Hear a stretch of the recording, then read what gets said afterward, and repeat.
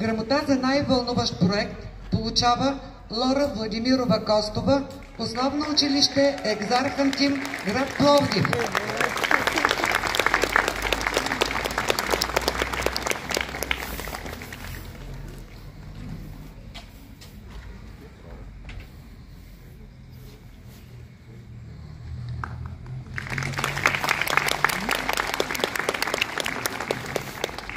Грамота за отлично представяне Кристиян Миленов Караславов, 3 клас, 5-то основно училище Митьо Станев, Стара Загора.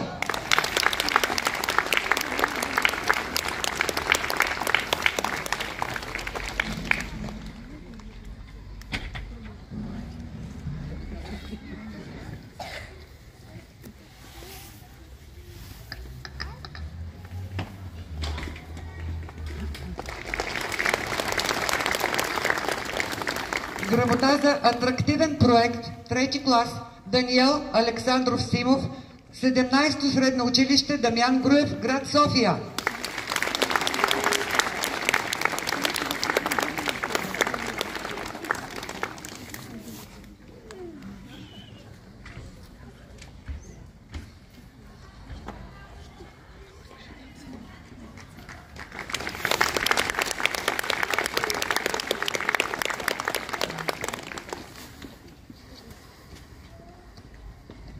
Грамота за оригинална идея Теодора Иванова Латунова, 3 клас, средно училище Отец Паисий, град Кърджали.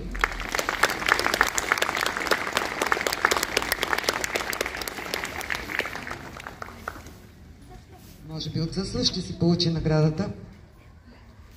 Грамота за оригинална идея Саня Даниелова Вълчева, 3 клас, основно училище Димитър Петров, град Сливен.